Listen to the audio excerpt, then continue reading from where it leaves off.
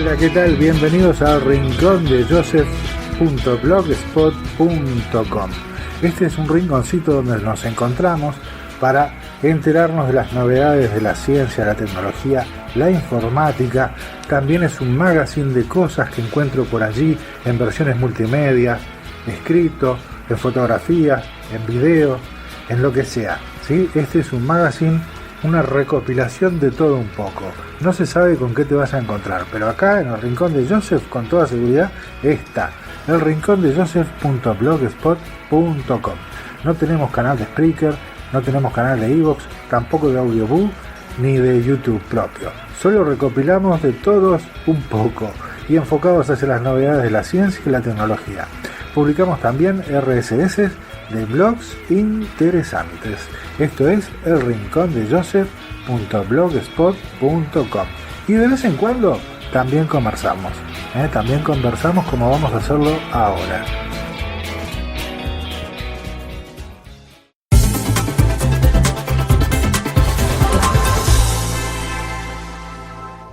Hoy estamos en buena compañía con Virginia Blanes, autora, licenciada en publicidad, empresaria, que luego se dedicó a el estudio de las realidades no visibles y al estudio del ser humano. Ella hace talleres orientados al crecimiento interior y al desarrollo de la felicidad. Bienvenida, Virginia.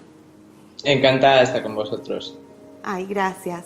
La verdad que muy ilusionados con esta entrevista, muchas preguntas para hacer en esta sesión de En Buena Compañía. Y bueno, primero preguntarte un poquito, yo sé que anteriormente vos hacías trabajos de canalización, y preguntarte un poquito eso, o sea, para que la gente entienda qué es una canalización o una vidente, o sea, qué tipo de información puede darle a una persona.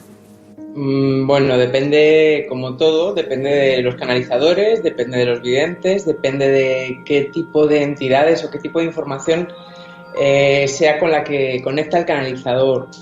Yo te puedo hablar sobre todo de cuando yo canalizaba, que ha sido hasta hace 2 años o un año creo, que hace que dejé de canalizar de forma individual. Entonces yo lo primero que hacía era hacer una lectura de lo que, claro, dentro de mi mapa de canalizadora era evidente en la persona. Las maromas o los enganches que tenía, fueran con personas, fueran con emociones, fueran con situaciones, con emociones reiterativas, con lo que fuera, y luego miraba su contrato de alma. Porque todos traemos un contrato de alma, suena muy, muy humano y muy empresarial, pero traducir las cosas de allí a aquí a veces es bastante complicado. Entonces, era simplemente mirar que eso que se había comprometido la persona a realizar en su existencia presente estuviera siendo hecho. Porque cuando vamos en contra de aquello a lo que nos hemos comprometido con nuestra alma, sabiendo que somos capaces, es cuando más daño nos hacemos y cuanto más sufrimiento, más frustración, más sinsentido acumulamos a nivel humano. Entonces, hay otras personas pues que son videntes con cartas, que no tienen nada que ver, que yo nunca he sido determinista, siempre y sigo sin serlo, porque cuando ves algo es porque aún se puede cambiar.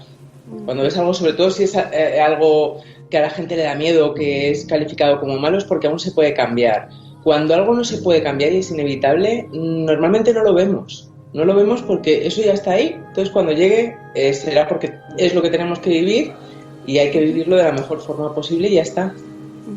Sí, justamente mi pregunta también iba para allá. O sea, uno ve que hay muchas personas que entran a procesos personales que son a veces complicados, a veces muy sufridos. Entonces, cuando una persona está en un proceso personal, ese contrato de alma, digamos, puede ir teniendo ciertos cambios, o sea, como que a uno le alivianen la carga, digamos, por el esfuerzo que uno vaya haciendo. Siempre cuando firmamos, te hablo siempre desde mi experiencia de lo que he visto en esta vida, por lo menos. Nunca jamás nos comprometemos a algo antes de nacer para lo que no estemos capacitados. Otro tema diferente es que cuando estamos aquí nos nublemos por las emociones o por un ego mal educado, por una mente un poco agotadora y reiterativa y se nos olvide. Nunca se trata del esfuerzo. Yo a día de hoy no me he encontrado personas que hayan firmado un contrato para evolucionar desde el esfuerzo. Entonces, cuando estamos en el esfuerzo, es diferente el ponerle voluntad, el compromiso, el enfoque, todo eso sí. Pero cuando estamos trabajando desde el esfuerzo, nos estamos diciendo a nosotros mismos, a nivel inconsciente, que algo no estamos haciendo bien, que estamos poniendo la energía, a lo mejor no donde no corresponde, pero sí de una forma que no corresponde. Claro. Y el esfuerzo tiene que ver muchas veces con la obsesión y con el miedo. Y con estamos perdiendo energía donde no tenemos que ponerla y no nos queda la energía disponible necesaria para donde sí corresponde ponerla. Entonces, cuando hay momentos, que los hay, momentos duros en la vida, momentos de noche oscura, de tránsito de los 40 días del desierto, no es que no podamos, es que tenemos que replegar y tenemos que alivianar esa travesía, quitando todo lo que ya no corresponde en esa travesía. Y muchas veces el apego, el miedo, el sentimiento de pertenencia y un montón de cosas nos hacen que nos quedemos enganchados, cargando de importancia justamente lo que no es trascendental. Claro, sí, justamente yo te iba a preguntar eso, o sea, el miedo. Uno vive, digamos, con felicidad o vive en miedo, y generalmente todos tenemos como ahí nuestro punto, digamos, difícil. ¿Cómo vos definirías el miedo?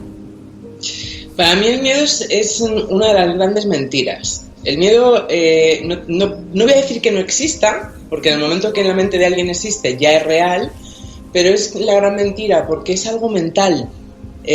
Una cosa es el instinto de supervivencia, que lo tenemos todos los animales, no solo los humanos, y se activa en el momento en el que hay un peligro real para nuestra vida.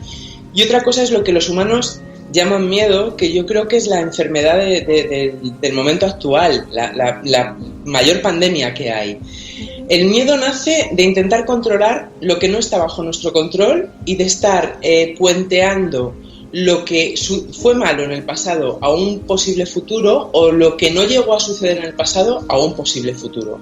Entonces, el único truco, por mucho que la gente no se lo crea, pero si no se lo cree es porque no lo pone en práctica, contra el miedo, es vivir en el instante presente.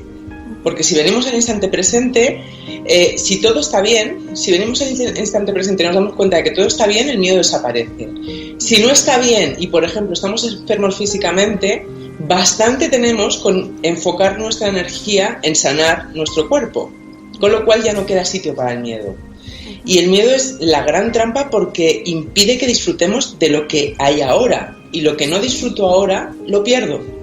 Entonces se hace más grande el miedo, porque como ya lo he perdido, o yo misma he generado una pérdida, voy a volcar más energía en ese miedo que me va a llevar a temer perder en el futuro, cuando lo que estoy haciendo es perder en el presente o no lograr en el presente. Claro. Y ese momento presente del que hablamos, o sea, todas las culturas antiguas y digamos, nos hablan de lo mismo, del momento presente. ¿Vos lo definirías como algo, como una sensación corporal, como algo vívido que al mismo tiempo une a la mente en ese momento, o cómo lo definirías? Como las grandes cosas, no es algo que se pueda definir.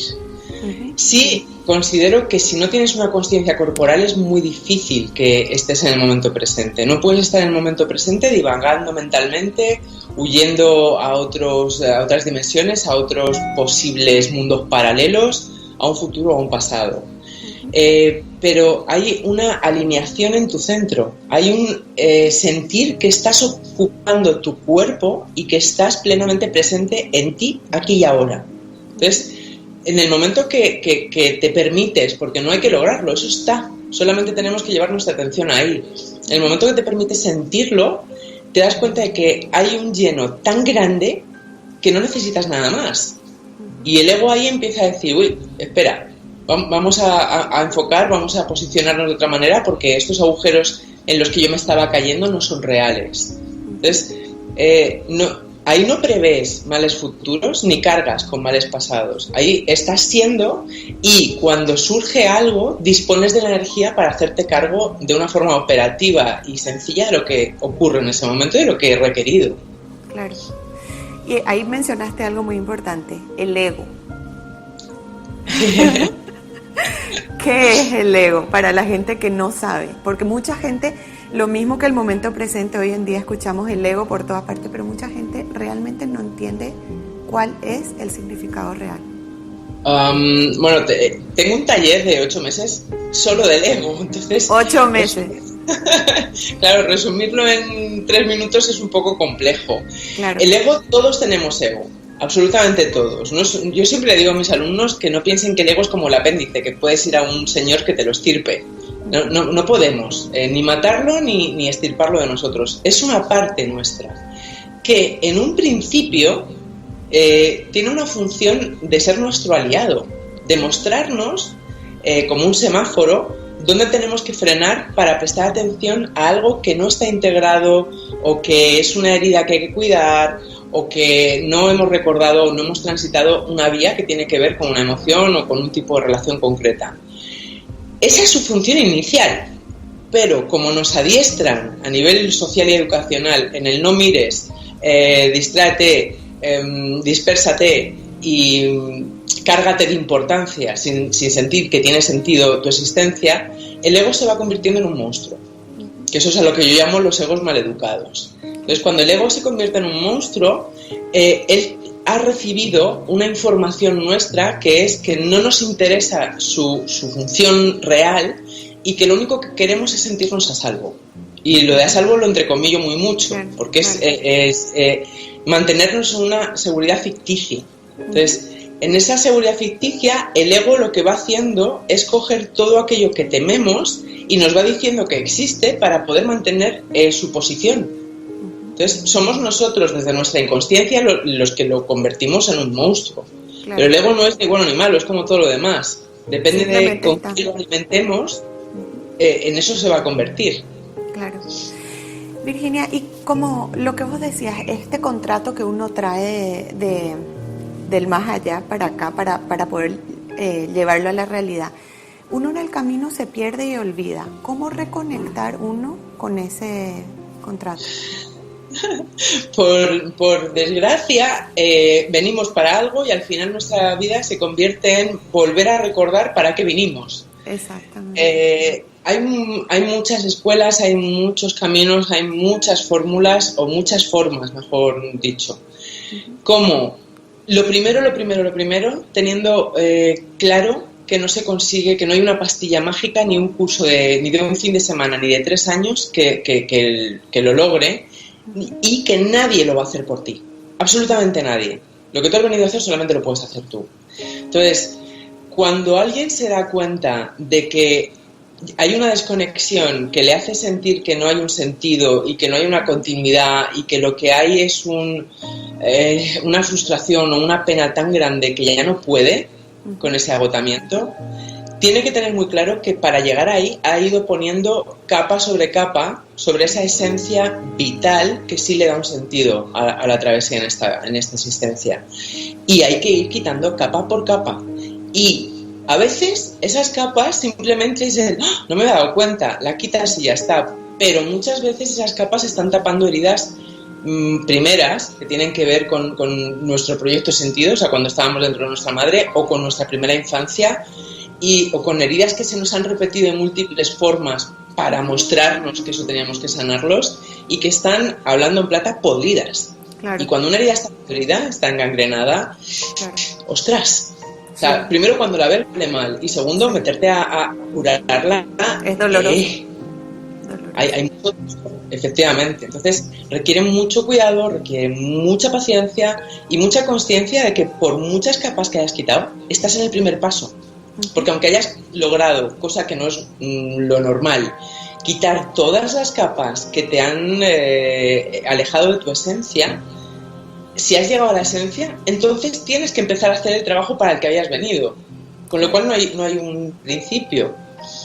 Hay cosas que a mí me yo siempre hablo desde lo que a mí me ha funcionado, porque no lo he probado todo, por mucho que haya investigado.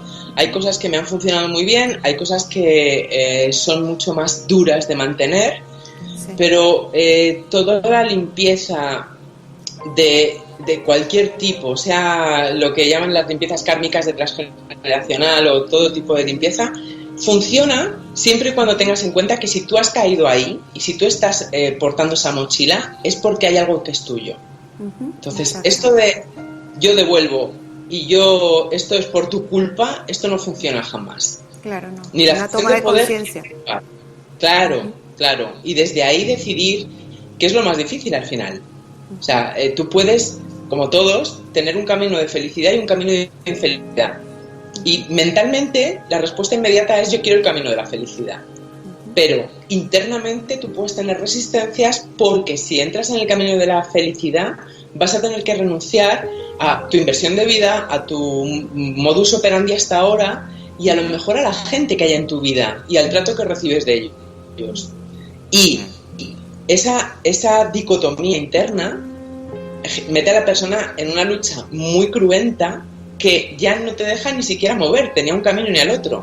Entonces, ni juzgar qué camino coge cada uno, ni esperar que alguien te coja de la mano y te coloque en el camino de la felicidad, ni pensar que por tomar una decisión a nivel consciente se abren las puertas. Porque esa decisión, esto es como estar con una pareja. Por mucho que tú el día de tu boda digas yo me caso contigo, tú tienes que decidir cada día que quieres estar con esa persona. Y cada día tienes que decidir cómo ubicarte para no hacerle daño y para permitir que te muestre tus heridas sin que te hieran. Exacto. Entonces, es una danza que es instante a instante.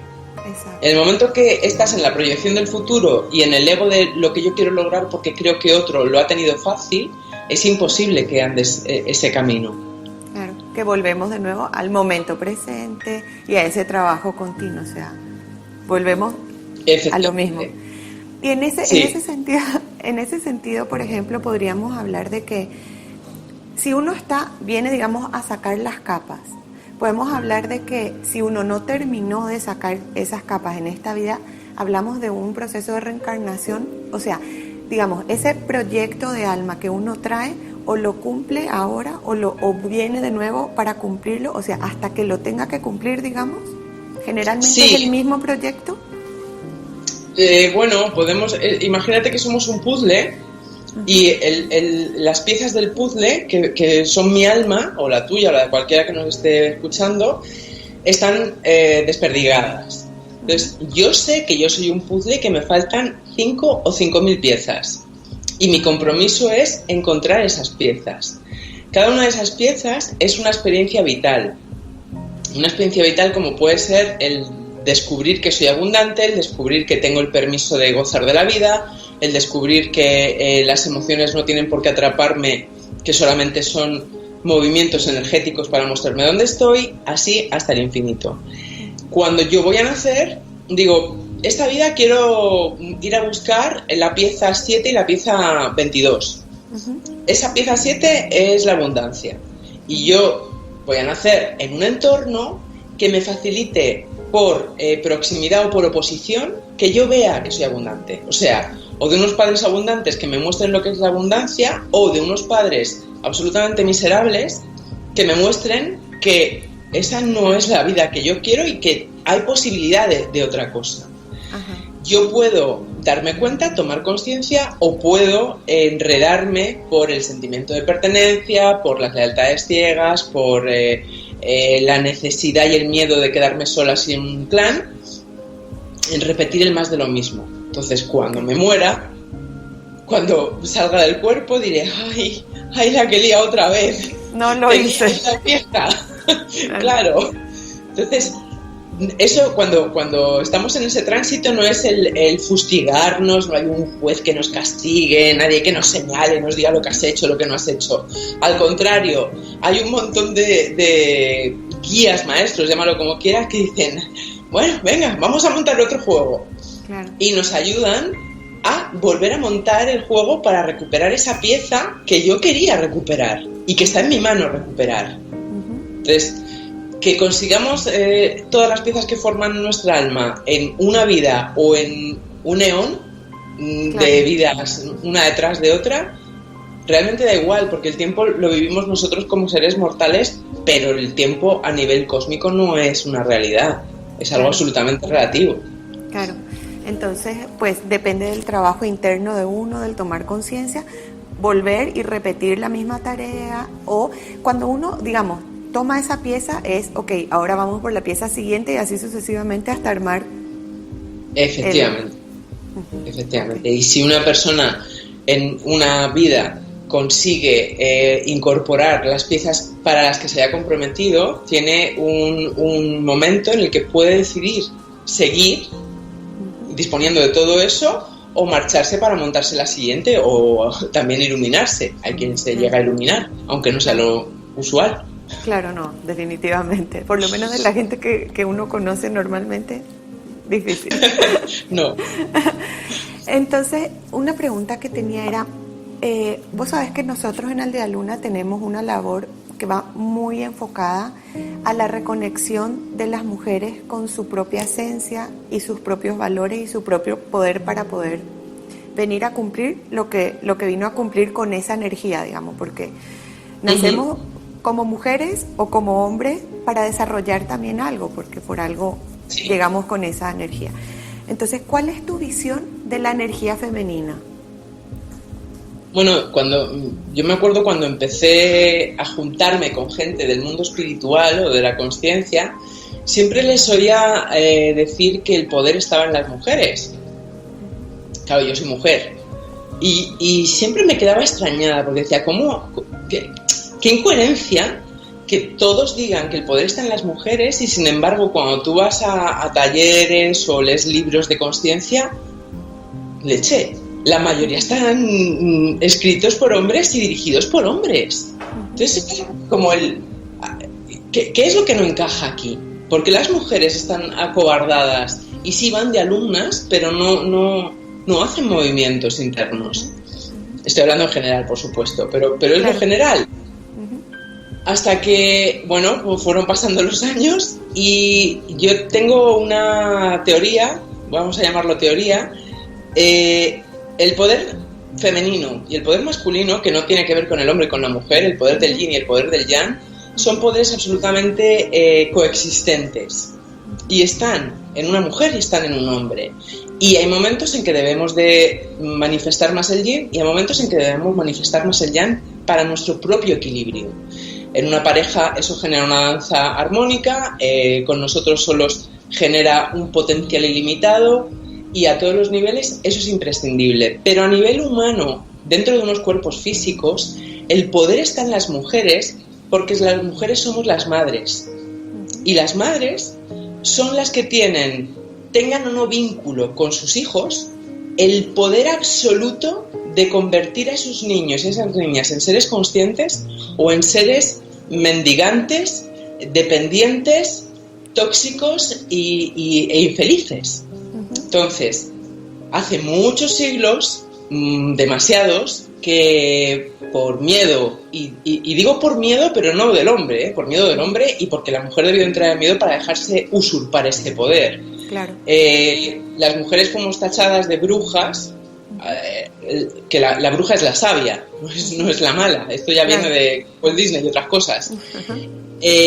Simplemente porque sabía de plantas o porque sabía atender un parto o porque sabía de ciclos y de activar el poder del hombre y de mantener un equilibrio. Entonces ahí hubo una usurpación, pero ahí los malos no son los hombres, O sea, ahí no hay malos como en lo demás. Ahí hay un error o una experiencia necesaria para que nos ubicáramos desde otro lugar.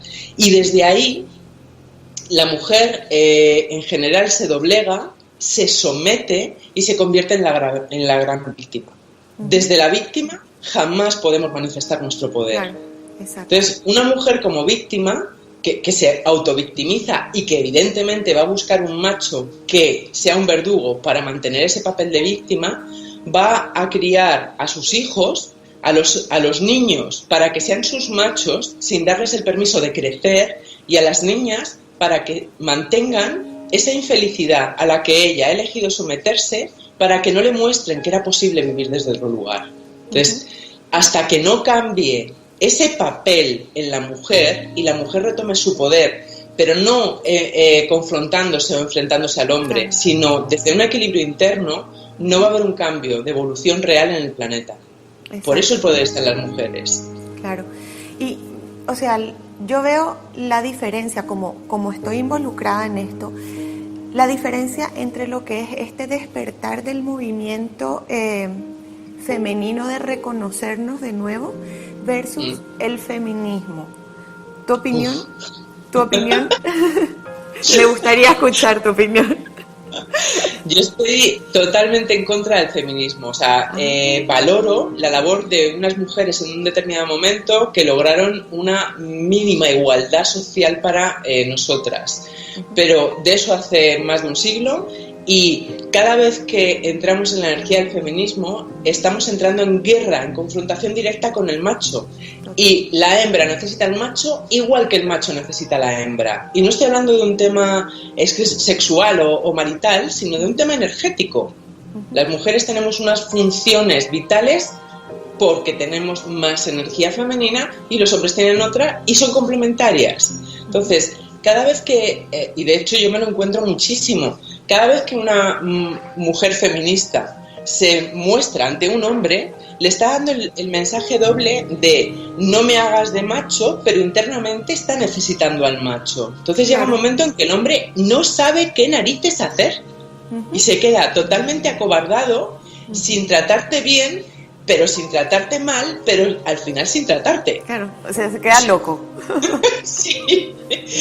Y la mujer encima tiene el morro de ir diciendo, es que doy miedo, es que los hombres están atontados. No, es que tú los arrinconas y no les estás dando el permiso de ser. Entonces, para que yo me pueda dar el permiso de ser a mí misma, yo tengo que dárselo al de enfrente, sea hombre, sea mujer y sea como sea. Entonces, el feminismo es, para mí, actualmente, nace de mujeres con un complejo de inferioridad muy fuerte, que necesitan un enemigo externo y que están intentando sanar una herida mientras se regodean en la misma y la hacen más grande. Claro. Eso es una cosa.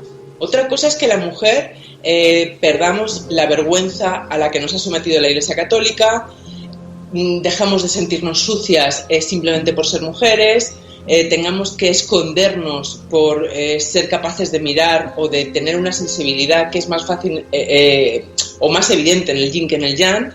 Eso no. Pero cuando tú despliegas todo ese potencial femenino, en ningún momento haces de menos o te confrontas con el potencial masculino, porque para una mujer es admirable ese potencial. Y de hecho las antiguas sacerdotisas amplificaban el poder del hombre, porque cuanto más crecía el hombre, más campo había para que ella creciera. Y sin que él hiciera su parte de misión, ella tampoco podía hacer la suya.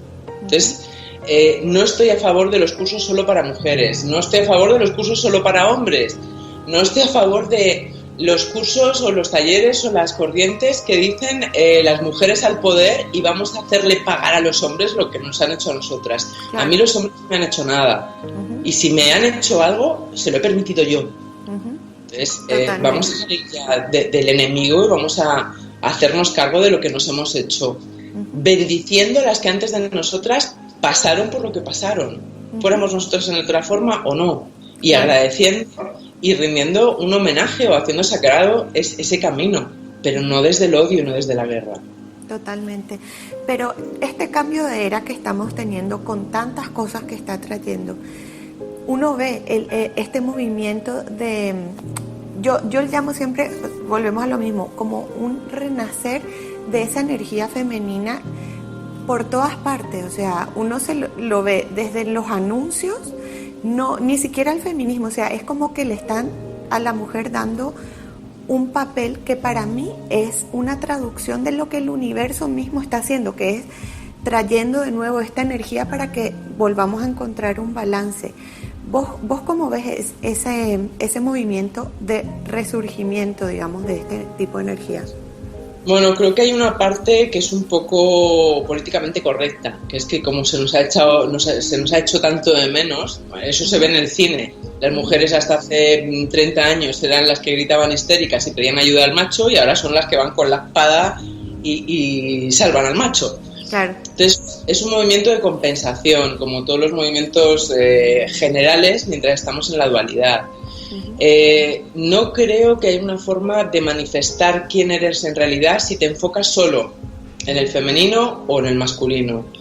Y de verdad considero que mientras las mujeres no hagamos una limpieza profunda de nuestra relación con nuestra madre y con nuestro padre, no vamos a encontrar un punto de equilibrio ni en nosotras ni con nuestras relaciones de pareja.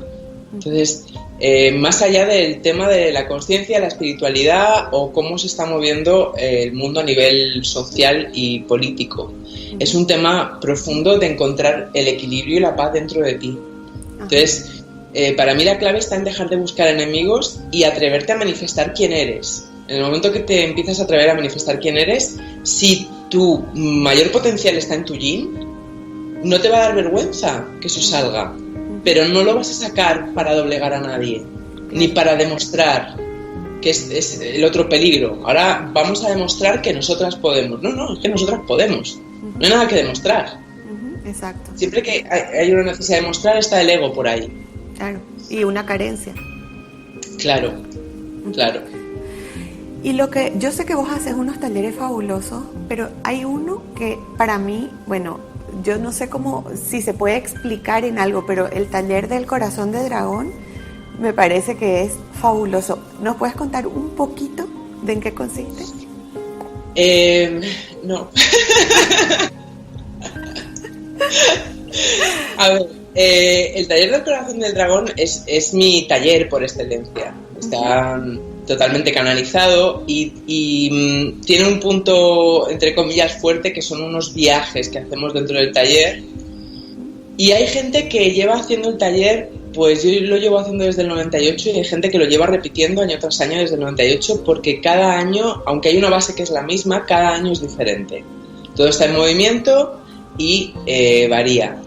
La clave de ese taller es los códigos, o yo lo llamo los códigos de ascensión. ¿Qué son los códigos de ascensión? ¿Cuáles son las claves que son súper básicas, pero no por eso sencillas, para ser felices aquí y para hacer lo que hemos venido a hacer aquí? Y como individuo y como humanidad. Entonces, es una información que deslavazada se ha podido oír en otros lados, en general, pero está puesta de una forma, está compartida de una forma, de un conjunto que es como cuando lo ves y lo tienes ahí y dices, joder, es que es tan... Sí. Si no me lo dijeran... Sí, lo que pasa es que al mismo tiempo que ves eso, ves que tú puedes empezar por donde quieras, pero te estás viendo en el taller cómo te engañas, cómo te falta el valor para dar el paso, porque en el momento que decidas empezar por una de las puntas de estrella, se va a empezar a mover todo. Y claro, tu vida ya no va a ser lo que tú estabas intentando controlar. Claro. Y por ejemplo, en el taller se ve la red de la que se habla tanto, la red en la que estamos todos, que yo meto mucha caña con el deja de buscar tu misión y deja de intentar ser especial. ¿Quieres hacer algo por el planeta y por el cosmos y por el amor? Empieza por ti. Entonces ahí pongo un ejemplo muy gráfico en el que se ve cómo cuando tú no te estás quejando, estás en miedo, estás intentando sentirte especial, etcétera, etcétera, estás hundiendo esa red.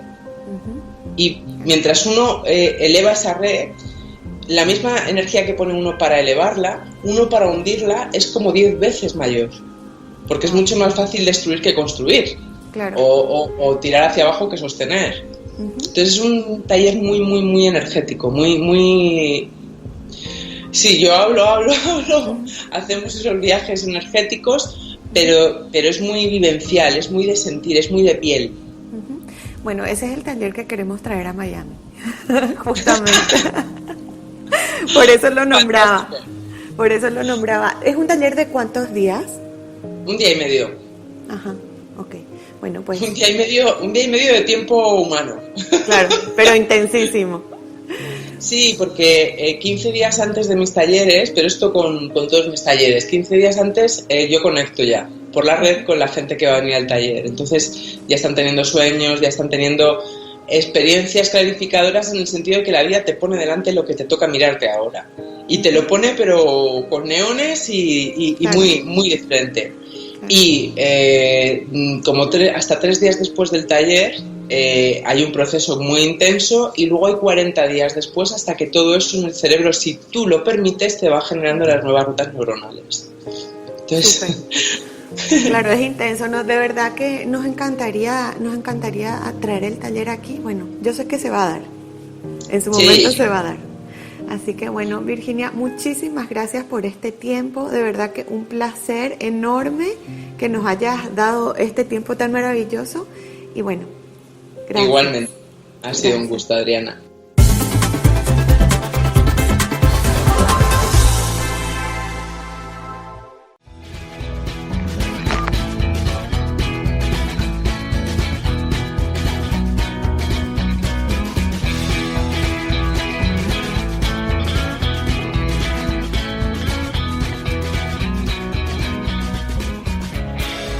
Bueno, muchas gracias por la compañía, gracias por estar. Nos volvemos a encontrar en una nueva edición aquí en elrincondejoseph.blogspot.com. Chau, chau. Los espero en la próxima cita. Chao.